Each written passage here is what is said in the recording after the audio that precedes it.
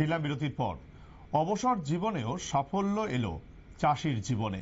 Strawberry চাষ করে মুনাফার স্বপ্ন দেখাচ্ছেন হরেকৃষ্ণ সরকার, অবসরপ্রাপ্ত সেই বিদ্যুৎ কর্মী। ধর্মনগরের বিদ্যুৎ দপ্তরের প্রাক্তন কর্মী 2022 সালে সরকারি চাকরি থেকে অবসর নিয়েছিলেন এবং অবসরের পর তিনি ধর্মনগরের তরঙ্গিনী লেনে একটি জমি কিনে সেখানে নিজের বাড়ি তৈরি করেন। বাড়ির সামনেই কিছু খালি জায়গা রেখে তিনি সেখানে বিভিন্ন ফসলের চাষ শুরু করেছিলেন।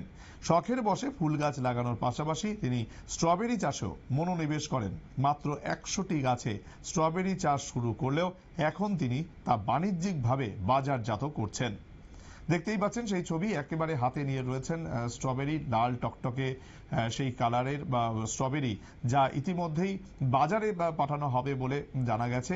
স্ট্রবেরি চাষে তার এই সাফল্য। বাড়ির মধ্যে আমার ঘর করার পরে বেশ কিছু জায়গা খালি ছিল। ওই খালি জায়গাটার মধ্যে আমি ভাবলাম যে অবসর সময়টা কি করে কাটাই, সেই হিসাবে এখানে ধীরে ধীরে আমি ওই কৃষি চাষ ফলন তৈরি করতে শুরু করলাম।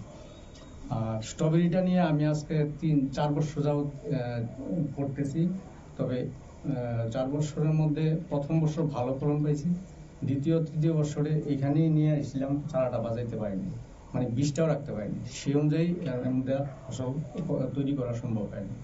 এইবার চেষ্টা করেছিলাম যে স্ট্রবেরিটা চাষ করব, কিন্তু আমাদের এখানে চারার ভীষণ অভাব।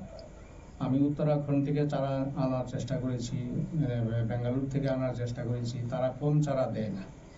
1000, 2000, 5000, 7000 না হলে চারা তারা বিক্রি করে না। সেই হিসাবে আমি তো চারা পাই না, স্ট্রবেরি করবো এরকম একটা প্ল্যান খুঁজতে খুঁজতে খুঁজতে খুঁজতে আপনার ওই পানিসাগরে হর্টিকালচারে চাকরি করে এক ভদ্রলোক, ওনার কাছে কিছু চারা ছিল, তো ওনার থেকে আমি চারাটা নিয়ে আসি।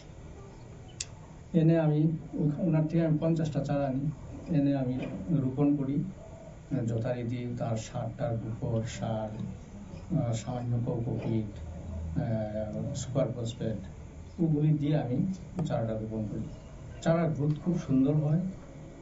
চারাটা কিছুদিনের মধ্যেই তার স্টাম দিতে শুরু করে, চারা দিতে শুরু করে। তো ওই স্টামগুলি থেকে বাড়াইতে বাড়াইতে আমি এখানে প্রায় 125টার মতো চারা কমপ্লিট করা হয়েছে।